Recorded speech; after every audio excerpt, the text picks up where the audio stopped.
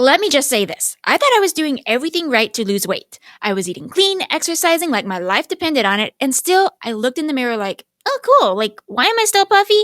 Why do my genes seriously seem to hate me?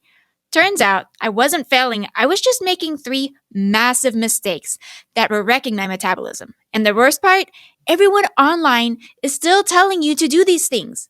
So, yeah, let's talk about it. Hey y'all, welcome back to Doozy Talks with Suzy, where we keep it real about fitness, nutrition, mindset, and living in sync with your body and your purpose.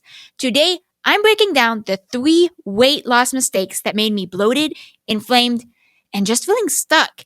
And everything that I wish I knew sooner, because once I saw my DNA report, I realized, oh, it wasn't me. It was my genes the whole time. So let's start with mistake number 1. First mistake. I thought every ounce of puffiness was fat. You know that feeling where your stomach is like one giant food baby by 3 p.m.? Yeah, I just assumed that meant I was getting fatter. Newsflash, a lot of that wasn't fat. It was water retention and inflammation. Carbs can make you hold water. That's normal. Every gram of glycogen holds on to about 3 to 4 grams of water. But inflammation-based puffiness, totally different story. Inflammation comes from your gut throwing a tantrum, your hormones getting dramatic, or your detox pathways basically calling in sick. And I had all of that happening at one time. The more I tried to cut calories or burn it off, the more my body was like, hey, we're just going to stay inflamed and angry because you're not fixing the root issue here. So I stopped obsessing over the scale and started asking, is this fat? Or is my body just holding on to water because I'm inflamed? That one question alone changed everything. Mistake number 2, oh boy. I believed the internet hype that said the key to being lean and glowing was eating like a rabbit.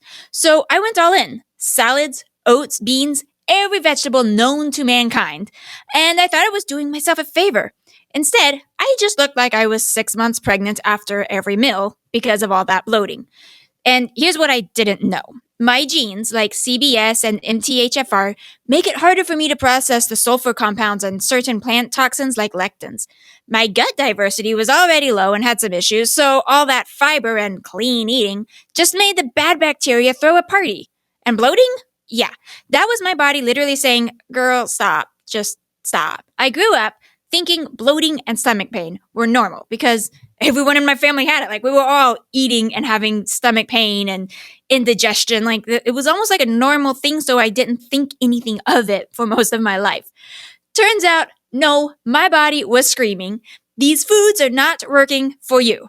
Now, okay, I understand. I still enjoy some plant foods, but in moderation and serious moderation, as in, I'm talking half a serving of rice or a little bit of oat milk in my coffee.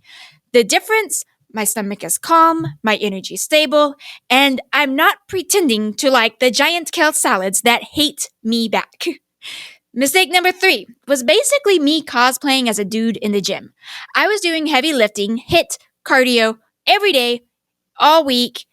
I think I would take 1 day off, maybe 2 because I'd be exhausted and then I'd hate myself during the second day off because I was being lazy. So when I felt tired, I'd tell myself, come on, you're just not disciplined enough.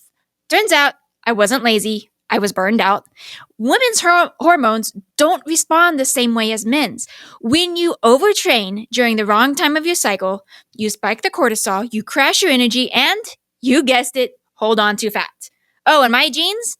They hate stress. Most people, their body's going to hate stress. You need some stress to some extent because when you see a lion out in the street, you need to recognize that's a danger and we got to get away.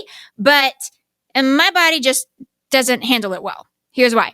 Mutations in your genetics like COMT and MAOA make it harder to break down stress hormones. And I have mutations in both of those.